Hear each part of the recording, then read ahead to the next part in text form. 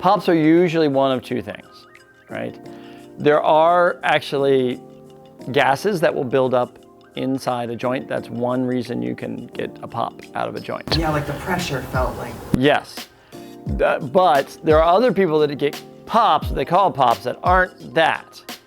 The difference, okay, if you can do it once and then you can't do it anymore, it's usually more the gassy type of thing.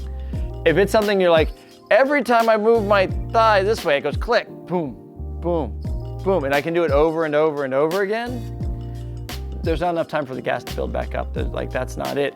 That usually is either a ligament or a tendon flipping over something that's creating that noise.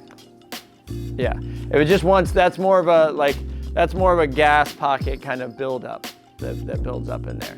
And it feels really good because all that pressure comes out all at once. The reason why you would get, because it crosses the SI joint, the glute max crosses the SI joint and attaches onto the sacrum. So when it's tight, it basically compresses the joint, right? And so by releasing it, he got enough pressure out that it moved and it popped and all that stuff was able to come out because you actually got movement out of that joint, which is what you want to do. And that's the idea. So, good.